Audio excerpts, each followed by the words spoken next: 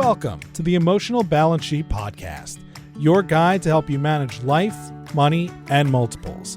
Each episode, host Paul Fenner, Tama Capital's president and founder, and the proud parent of 4 amazing children, including 1 set of triplets, will provide insights on successfully sustaining an active lifestyle, career, and family through comprehensive wealth management strategies, financial education, and lifestyle planning, specific to parents raising twins, triplets, and more. Learn more, subscribe to the show, or connect with Paul at tamacapital.com. This podcast is for informational purposes only and should not be relied upon for investment decisions. Clients of TAMA may retain positions in the securities discussed in this podcast. People often ask me what it's like raising triplets. However, I've often wondered what it has been like for a mom with a full-time career to try to raise 6 boys ranging from ages 29 down to 7. Leah McChesney is just the person to help answer that question. Transitions have been a way of life for Leah as she talks about going through a divorce, being a stay-at-home mom, and then slowly working her way back into a new sales career. A career that highlights her natural abilities to be a great networker, but an even better connector of people. The true success of Leah's ability to raise her 6 boys while developing her new career has been to be open with herself, her boys, and to opportunities when they uniquely present themselves. Her ability to stay open has helped to deepen the strong relationships that she has developed with her sons and the deep connections her sons have built with each other. Please enjoy my conversation with Leah McChesney. What I want to do first is talk about your family situation. So I'm not sure, I don't even know exactly your family situation besides that you have these 6 boys. And so I want to get into that and how you have managed raising this very large family, especially in today's age where it's unheard of to have 6 kids. And for you to have 6 boys is right. Utterly blows my mind. So I think that's the place for us to start. So walk us through how you ended up with 6 boys and the fact that, and I don't know their age ranges, but you got a big range there. Right. I remember when I was expecting my last, I went and found out I was having another son, which at that point, that was easy for me. I did not want to mix it all up at that point. Right. But the odds of having 6 boys was so minuscule. It was quite amazing. And then, to say that I have 6 boys, a majority of them are men now. So my eldest is 29 and there's a 22-year gap between my eldest and my youngest that is 7. So I am down to 2 in the home now. So that is a big adjustment. I've never had all 6 at home. So what's that like? What's the dynamic like between the 29-year-old and the 7-year-old? What's that relationship like between the 2 of them? And how do you bridge that relationship, or do they just do it naturally? Luckily, I would say that the biggest thing that I feel the most pride about is the fact that my boys have such a tight bond and they're so close. I mean, they talk and text on nearly a daily basis. They not only cheerlead for one another, they kick each other in the butt when they need it. They give each other reality checks. They're super close and they're very involved, and they actually go above and beyond to help mentor. And so the eldest has never lived with the youngest. The second, not that the little guy could ever remember, but if there's pictures of them, they FaceTime, they text, they make sure that they visit, we talk about them a lot, but they're very involved. So the little guy sees the eldest one as kind of bigger than life, right? Yeah. He's just he's stronger than anybody, cooler than anybody. So it's really unique and it's really special, and I wouldn't trade it for anything. So at any time during any of these 6 pregnancies, you already said the last one, you're like, okay, I'm hoping it's just a boy. Did you ever hope one of those pregnancies was going to be a girl? Well, in the beginning, with the first couple, it's kind of, I think most, women like, oh, I would love to have a daughter. And most guys are like, I'd love to have a son, but you don't really know what the opposite kind of relationship brings. And so I make a joke. I guess it's kind of a joke that, I'm the only daughter. So I only have brothers. I only have sons. I'm the first grandchild on both sides of the family. And I was like, I guess I was born to stay on my pedestal. So there I'll stay. It's such a, I get the reaction of like, oh my God, you have triplets. And like, I always think of, when I think of Leah, I think, oh my God, she has 6 boys. And for me, like right now, so my triplets are 10 and Mackenzie, the plus one is 8. So there's 2 boys and 1 girl for the triplets. And then Mackenzie. So there's 2 boys and 2 girls.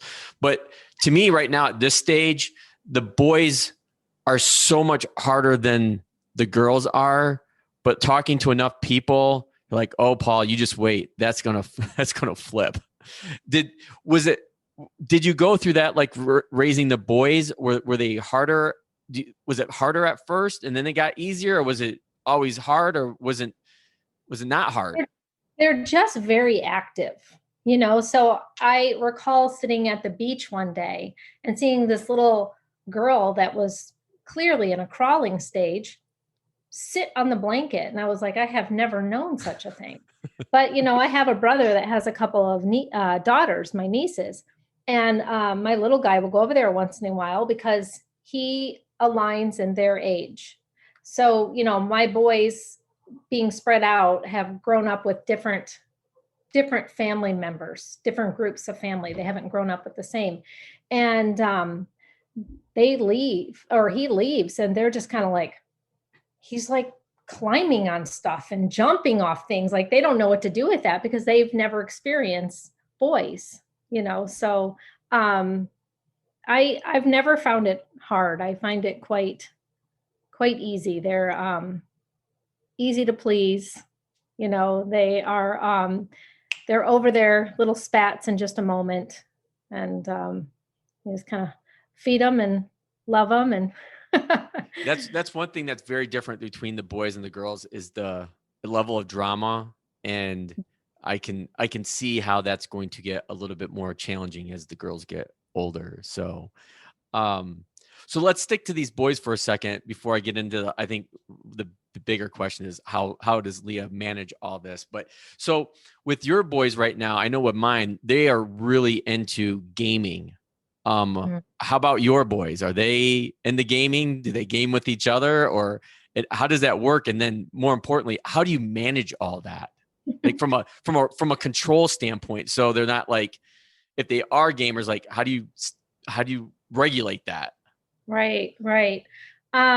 Well, on the positive side of it, it is a way that my 5th son, and also was my 4th son before he went off to the Marines, that they connected with their older brothers living across the country. So they spend a lot of time talking online and all together. And there's enough of them that, occasionally they'll bring friends in, but they don't really need anybody else. So that's the positive. The negative of that, it's really interesting because it's really easy to let time get away, and all of a sudden they've spent so much time playing and you've let it happen because you've got a bunch of other things to do, right? And then add in COVID and winter and all that other good stuff. Again,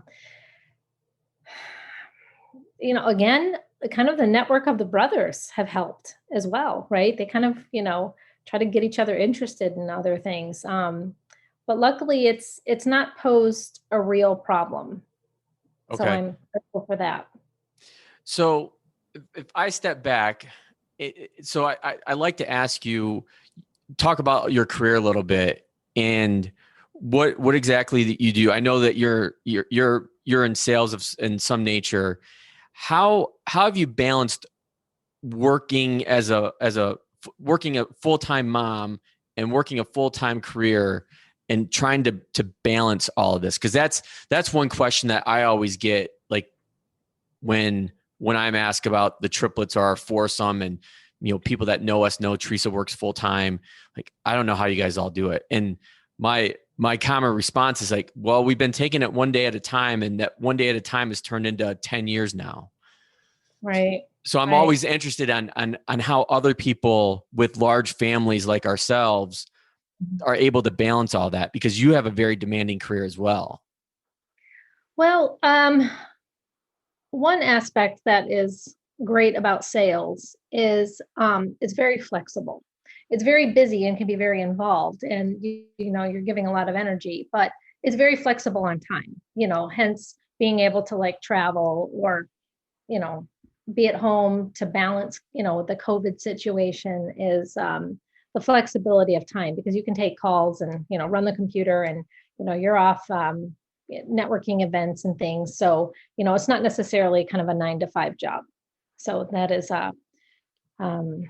great.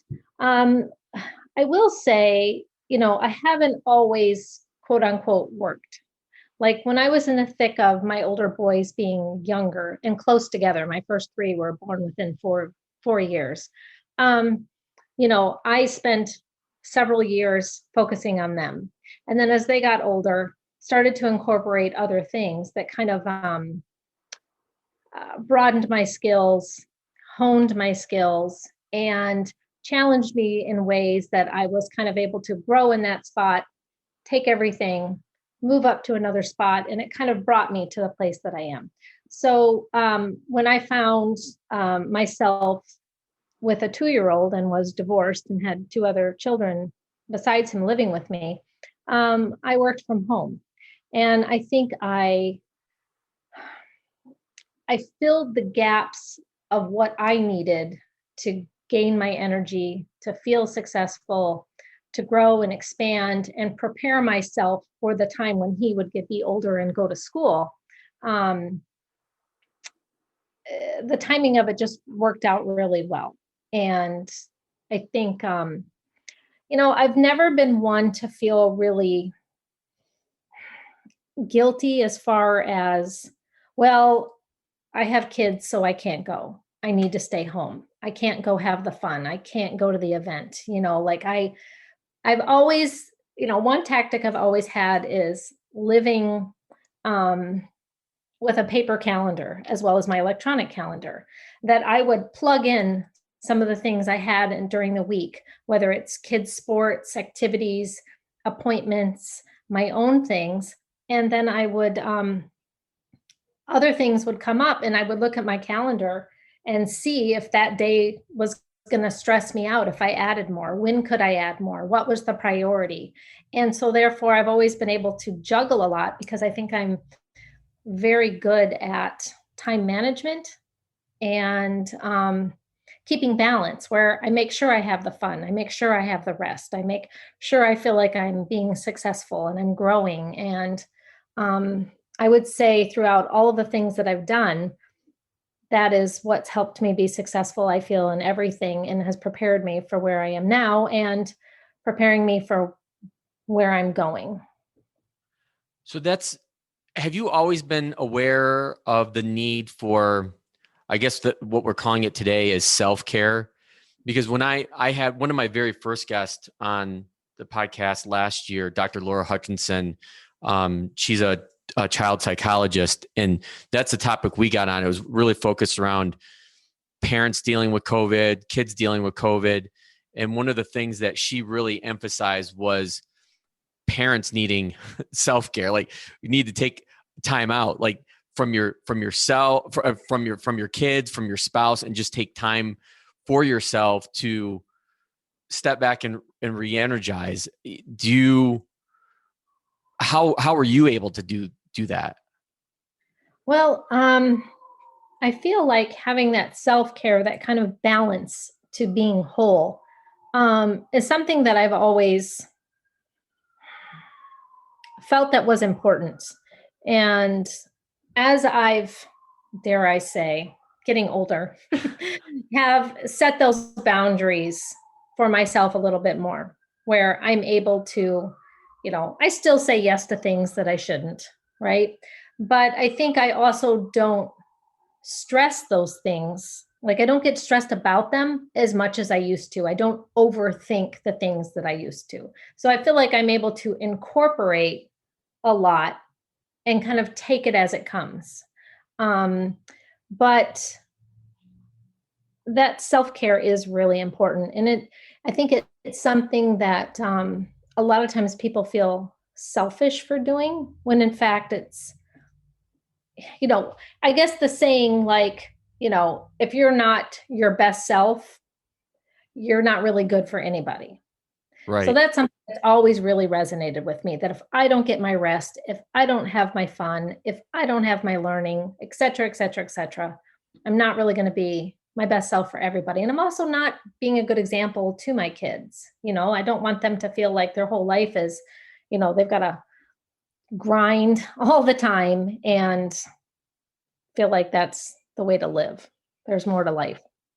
So when you, just a moment ago, you laid out a bunch of life transitions, and if there's been one theme of the podcast so far in its early days, has been life transitions.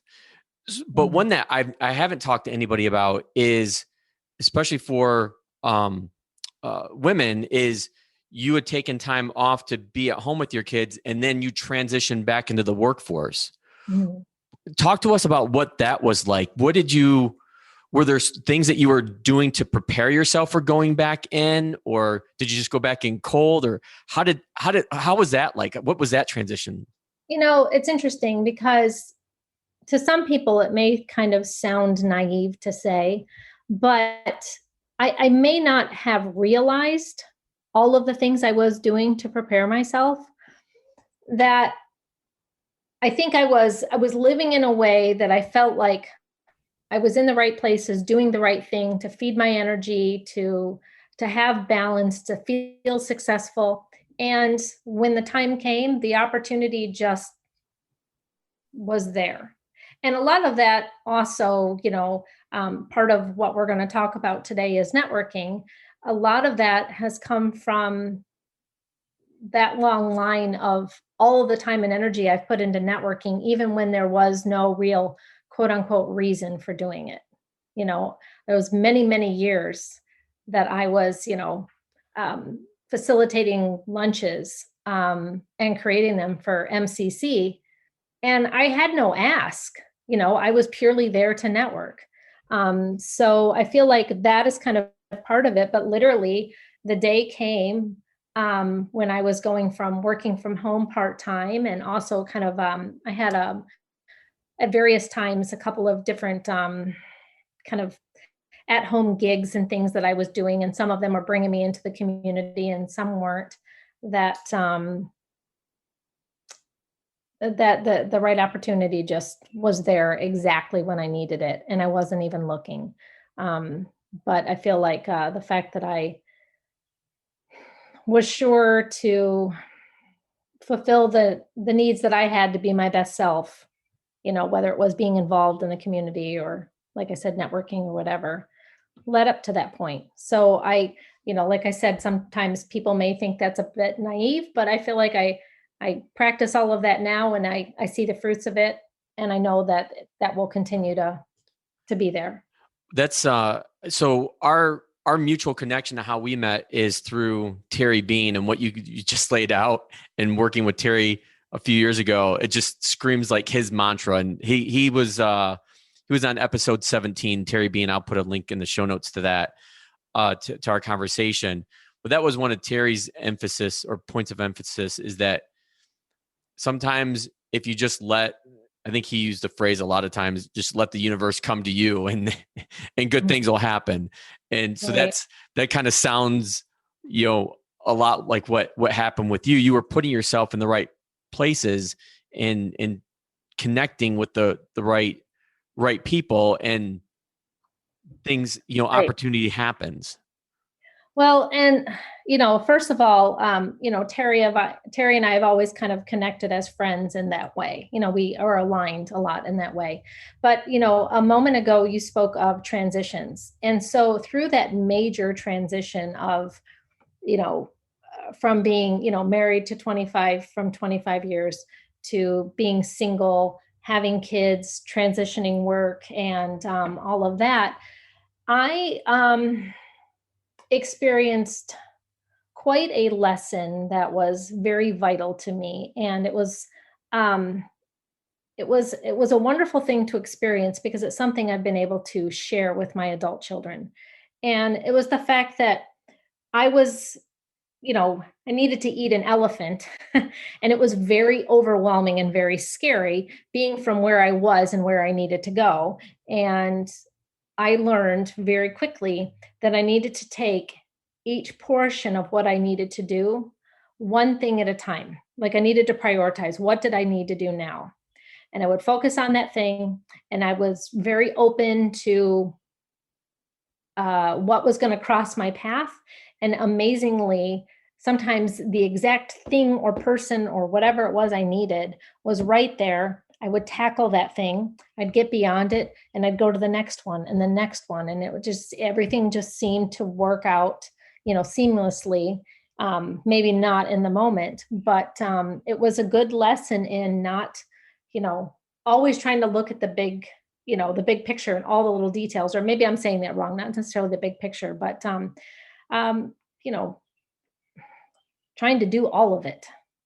And that has been very helpful for me. Before I lose sight of this, I do want to come back and single out one of your boys.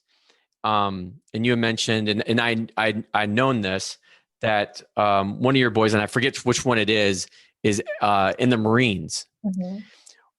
What was that like in him telling you, "Hey, Mom, guess what? I want to be a Marine." How did that conversation go?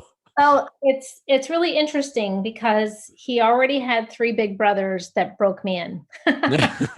No, so it wasn't quite as scary because I went from my eldest living in Africa for a couple of years to being went to business school, then he was a police officer, and now he's a border patrol agent. So I had experienced so many things that with my eldest, so I will start there, even though you're asking me about that. He went off to, live in a third world country for several years. And I cried the day he left. And I cried the day he came home, and his birthday in between. But other than that, I didn't fret and worry about the fact that he needed to carry a machete to walk anywhere, right?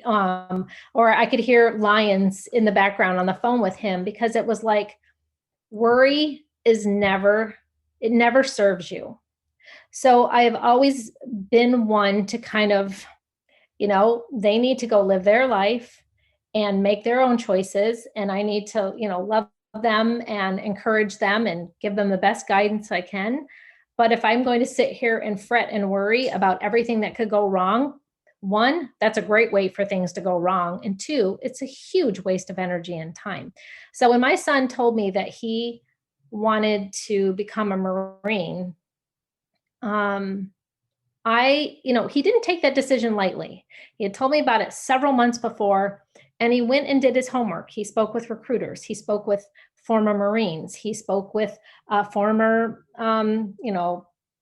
Navy men and all kinds of folks. And so he kind of circled around with different things and came back to that and felt really certain about it. And so I just encouraged him. It's his life, I wasn't gonna drive a wedge between the two of us. And the most amazing thing is now every time I talk to him on the phone, his voice is more confident and more happy than I've ever heard before. And I'm like, he's exactly where he needs to be. And he's, living how he feels he needs to live. So, of course I hope that, wars don't happen and, there's going to go to scary places, quote unquote, but he's, being himself. So. And how long has he been in now? Well, he left in October. So he still, Okay. Has a lot of training to do, but I'm glad he's made it through basic, and now he's in infantry school, and he's set a really good example to all of his brothers, and really proud of him. Yeah, I didn't want to let that go because I've had, and I think you know Bill Kiefer. He has a very distinguished military career and background, and it's amazing sacrifice. But I know how, well, I don't know, but I imagine how hard that must have been. But I guess in some sense, I think if my kids ever decided to go that route, there would be a great sense of pride. I mean, I unfortunately never served. My father did. My uncles did. And actually, I was thinking about going down that route. And I remember growing up, one of the only times I probably ever listened to my dad was when I was convinced I was going in the Navy, and he sat me down. He's like, I don't think this is a good decision for you. And let me tell you why.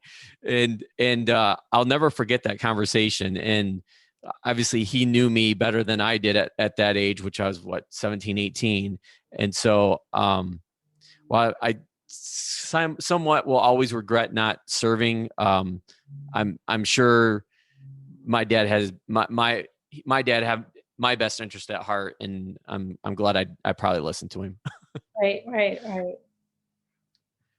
So I want to go to your career. And I've had a few sales professionals on, but I've never asked them this question. I think sales is one of the hardest jobs or careers out there.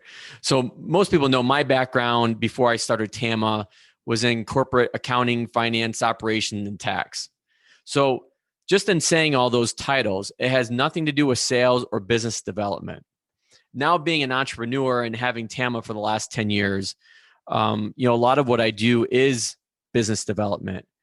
And I'm still trying to manage what I call the emotional roller coaster of the ups and downs. And if you talk to me like 7-8 years ago, like it was a lot of highs and a lot of lows. And over time, I've kind of evened that out. Maybe therapy's really helped that. I'm positive probably has. So plug to my therapist. But how do you deal with the emotional roller coaster that is sales and the ups and downs of it? It's interesting because I've never truly been in a real sales role until this one, which I'm coming up on 2 years now. So, everything I've done has kind of been sales to an extent, but not like this. And I also came into this role knowing absolutely nothing about the industry. What I brought were, my people skills, my networking, all of that to the table. And so, I found myself sitting in places, trying to sell to people. And I knew none of the answers to anything that they needed to know, right? I could go find them out, but I didn't know them. But what I quickly realized more than ever that one with sales, they're purchasing you. People do business with, business they know, like, and trust, right? Right. And so there's that. And then, so out of my 2 years, one of those years was COVID. So it's been really interesting. And the, peaks and valleys of sales is stressful because sometimes, it's for a week or two and you're like, well, it gets quiet for a while. I'll just enjoy this quiet and I'll kind of work on that pipeline and take care of the things that I've been meaning to take care of, but haven't been able to. And then when you're really, really busy, it's great. And you're at this great high, but then you quickly realize you're only as good as your last sale. That I've learned to kind of not get too confident when it's going great and not to get too upset when it's low, because that is just the nature of it. And to kind of use those times to the best of my ability. And I guess just kind of have a trust that everything that I've been doing that has put me in the position that I am now is working. And if I keep doing it, it's going to keep working and it's going to keep growing. And I only keep seeing the fruits of that labor, and it therefore motivates me to not get too down and not get too worried and to keep doing it, you know? So what in the type of sales that you're in today, are those like that's one of the things I think that prevented me from getting into the financial service industry earlier on is that I remember meeting with some of the bigger firms and getting really turned off by the whole sales process because it was more selling back then, like 15, 20 years ago. It was more selling a product rather than what I do today with really, I'm selling, to your point, I'm selling myself, I'm selling a service. I don't sell proprietary investment products. It's just, that was never me, and nor did I ever want to do that. So, I'm building these long-term relationships, and actually now I'm building generational relationships because I have families that I've worked with, the parents, and now their sons and daughters are starting their career. And guess what? They're coming to me to start their wealth planning journey. And ironically, I've had 4 of those so far this year. It's been amazing, and it really fills me with a sense of pride knowing that I'm taking care of an entire family and multiple generations now. So with your work, I'm assuming you're still building like long-term relationships with people, like, so they're coming back. It's not like a one and done, right? Absolutely. And, those relationships that I may have already had or that I have established in this business, that only now continue to come back, they can't help but want to share how I've helped them or what our relationship is like with other people. And that's a wonderful thing, because I meet people on occasion that say, who can I introduce you to, or how can I help you? And I was like, you know what? I either one, just want you to get to know me, or 2, I want you to work with me first. And then what I do and what my company does, will sell itself, and you'll sell it because of what you've experienced. It's not, there are many people that can do many of the things that you do and I do and many people do, but what makes, you unique? And so often my approach when I'm coming to someone that, may need the services that I offer and other people can offer is, what kind of disconnects or issues or things that you would like to be different have you experienced? Tell me them all, and let's make sure that we don't have any of those experiences, or we change those things. Like, what can I make better or fix? And I've lost my train of thought, but No, you're good. So that's actually is kind of lead into our last part of our conversation, which is networking. And I know that you are extremely active on both LinkedIn and Facebook and some of the other and probably other networking groups, which is one that we're a part of, Club MCC, and I'll link to that in the show notes as well. And I remember a post that you did, I think recently, I think within the last few weeks, is that if you could make a living being a professional networker, that's what you would do. Talk to me about what you were really thinking when you type that up and send it into the social media sphere. That's funny. Well, I guess to an extent I do make a living networking. But really it's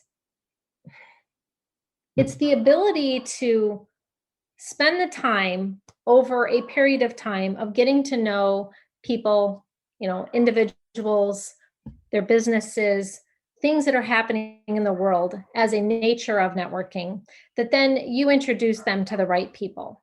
So there's one little scenario that I've shared with sometimes with people, because I'm often approached on the weekly, Leah, do you know somebody that does this or this or this? And I was like, yeah, okay. So somebody will come to me and they'll say, do you know somebody that builds websites? And I was like, Well, of course I do. I know dozens of people, especially kind of coming from the marketing world and still kind of working in the marketing world. I know lots of people that do that, but what kind of website do you need? Is it a static page? Are you selling? Do you need constant maintenance? Like, let's hook you up with the right person. And I am never one that will just make a willy-nilly kind of connection. Like, if I connect somebody, I want to be able to say what personal experiences I have or what kind of trust I have in that person. I will never just connect somebody otherwise. So that is the part of networking that I really, really enjoy. Well, I guess that's one of the aspects, is being able to help others network and connect. I like having others be aware of the things that I'm involved in or that I experience or that I see out in the world, because as a product of networking, you get to see things and experience things that you never would otherwise. Like, I've gotten tours of, that kind of like the trades department at Washtenaw Community College. I got to see like the welding and, where they're like, building cars and, just kind of amazing things that all these little things kind of contribute to what you know about the community. And it's amazing how that is really helpful when you're out in the community. So, and sticking on the topic of networking, for what are maybe like one or two critical points that you would emphasize to people that are out trying to network, whether it's trying to build a network because they're looking for a new career option, or they're networking, because they're in sales or they're an entrepreneur and trying to, grow their businesses? Mm-hmm. Yeah, this like social media, I could speak on all day, every day, and you have a hard time kind of shutting me up. One thing I would say is, be open to not only opportunities, but of what may come of who you meet, because you're not necessarily going to, go somewhere and have the perfect thing with the perfect, with the people that you meet. The people that you connect with, you don't know how they're going to contribute to your life, whether it's in 6 months, 2 years, 10 years. And then as you are involved, you kind of see these like links, like in a chain of, I'm here now, but let me tell you the big, long story of how I got there and all the people that are connected along that way. So, being open to meeting people in not such a self-serving way. The other thing would be to, you go meet with people, you go follow up with them. Some of the tactics I use is I go find them on Facebook. I find them on, LinkedIn. I kind of bring them into my world. So then the next time I see them, they feel more comfortable around me. I'm more familiar. They find ways to connect with me because I'm one to share kind of how I think and how I feel and about other things that I'm excited about online. And so then as I get to know them, I try to add value to their life. But like, you know what? You need to be aware of this thing that's happening. I think you'd be really interested in it. Or, you know what? There's this person and they live in the same community as you, and you guys are so similar. You need to talk. You need to know each other. And people take those introductions very seriously because there's something behind it. Another thing is I like to maybe every 6 months kind of write down, kind of measure, maybe in this realm, the business that I got. Where did I get those from? So then it's like, as I'm being introduced and given opportunities to do new things or be involved, being involved is very important. What do I need to drop? Because what's kind of served its purpose or really isn't the place I need to be. So then I'm open for new opportunities. So kind of measuring where you put your time and energy is important as well. Is there a specific, that's an interesting thought, and I want to stay there for a second. Is there a specific way you go about measuring that time and energy that you put into either Some certain? it's just quite literally where what I'm getting from those associations or the time I'm spending at those meetings. Are those relationships growing into what I need it to be for that kind of situation, right? It doesn't mean I haven't gotten friends or people in the community or whatever, but if it's not netting me the right direction I need to go for sales or contributing to my life, then it's probably time to kind of be open to some other opportunities that come my way. So I think I've heard this analogy before. It's like networking's like a gardener. Like, you're paying attention to what's growing and then what needs to be pruned or trimmed, and focusing that energy on, helping that growth develop. But at the same time you're trying to grow, you also need to, shed, people, projects that aren't helping you grow, that are potentially holding you back.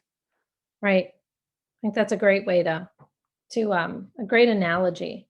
So, yeah. So I think, being involved after those meetings, go have that cup of coffee, go have that cocktail, go have that lunch, spend that time and effort. Even if there's no, nothing that you seemingly are going to get out of it. Trusting your gut, it's like you meet people and sometimes it's like you just hit it off and click and you don't know why, you just do. So you just kind of nurture that relationship a little bit, and being open to it. How has networking changed for you over the past year during COVID? Because I know that you were one that you would be out. You would be out active with people face to face, having drinks, having coffee, having lunches, getting, MCC meetings going and other networking groups that you had going on. What's it been like, that transition from, pre-COVID to now? Well, I would say post-COVID because we're still going through it, obviously. But what's that transition been like? That's really interesting because back, pre-COVID, I had a friend of mine come to me one day and he's like, you know what, I'm just going to call you every day and say, where are we going today? Right? Because I always had somewhere to go. But I had to get more creative, and I had to kind of get over myself, and I had to kind of conquer some of my own fears, because one, I had a need to connect with people. Two, I couldn't go to those meetings anymore. I couldn't go to those events. So how was I going to tell people what I was doing? Here I was just, a year into this career. And so then, I'm very attuned to social media. I came from a social media marketing world for 5.5 years, actually way plus of that. So I had this fear that actually through our connections on Club MCC, I was like, I needed to take the video, and I just could never do it because I knew I'd beat myself up over it. So one day, a couple weeks into COVID, I was just like, I've got to network with people. I cannot sit in my house. I'll go insane. This is not my nature. I joke that it's like, how did I know I was like this? Well, my parents at 5 years old, are just like, Leah knows every single neighbor, like I was so from a young age. And so one day, I don't even know if I had makeup on. I needed to brush my hair. I sat down, in my living room and was like, you know what? I'm setting up a Calendly. I want to network with people I haven't been able to talk to, that I haven't talked to for a long time, that I've never met. And I just took to this video. I put it out there, and I was nervous because I'm like, who's going to sign up for this, right? There's going to be creepy people. There's, and it was almost like an experiment. It was the most amazing experience. And I did this for several months. And it was really cool. And from there, I just started to put myself out there in that way. And it even helped me to kind of stretch how I would kind of worry before how people would perceive me putting things out online. And I got a lot more aggressive about it. And I would say through COVID, that's like where 75% of my business came from, because people then could connect with Through me. those videos? Yeah, through, and then it was like I started to like network more and I started to talk to people, and it brought awareness, because then I started to share so much more about what I was selling or what I was doing, about my company or about who I was or how I thought. And so I kind of mixed up all the things that I used through a video, but it helped me be very real to people. And I had a lot of really amazing experiences, with people messaging me or calling me, or it encouraged other people to do it. And I connected with all sorts of folks that I never would have otherwise. So it's kind of made a little bit of a monster out of me. But I really enjoy it. But I just, I can't overthink it. It just is what it is. And I'll watch it and be like, I think I said like 50 times, right? But it is what it is, So yeah. what was the reception like from that first video when you just threw it out where I'm like, hey, I want to, network with you? Like, what was? People were really encouraging. And I had a couple of really interesting experiences. So I will share one. So this one individual that I wasn't even connected to on LinkedIn, he signed up for a time slot. And I was like, one, I don't even know this guy. Two, he lives in Texas and he's in the oil industry. Like, what am I going to talk to him about? I have nobody that's even remotely close to him in networking. Like, what am I going to offer him? And then a part of me was like, oh, that's a little weird, right? And then I was like, you know what? I don't know why I'm being like this. Like, I meet people at networking events and places I go all the time. Like, I talk to people all the time. Like, I'm not going to overthink this. So I went and looked at his LinkedIn, and I wrote down some questions like, what can we talk about? He sat on his front porch. He told me about how he was unemployed and about where he had been and what he's looking for. And I just kind of spoke to him in the ways that I could, like, well, what are you going to do? And how do you network? And how do you connect with people? And, and kind of told him what I was doing. And he was like, he just gave me some great ideas of what I need to do. And it was and I haven't talked to him since. That's amazing. It was such, beyond that, it was such a wonderful, positive experience that like a day or two later, he wrote me a recommendation on LinkedIn. He was just so like thrilled what I brought to him. So he was open to this person, like, let's network, and did. And I found it a wonderful experience, because then all of a sudden I found, well, one, through Club MCC, we all just bonded and grew so close. It was an amazing gift. But then all of a sudden I got to speak to people that I had met briefly that I would love to network with that maybe lived an hour away. And all of a sudden I got to spend an hour and a half with them in their kitchen or in their living room. And people were just a lot more open and humble and real, because there was like, everybody was going through the same thing, and you're in their house with them, quote unquote. It was really cool, and I wouldn't trade it for anything. It brought me closer to a lot of people, and I feel like I came out of that experience more confident, more driven, and it was really great. That's incredible, because I think it goes back to something I think you've hammered home during our conversation, is just being open. And by being open, you had this great experience in helping this complete stranger. And it's an amazing example. And I think it just is attributed to your point of, be open, stay open, because you just never know. You just never know.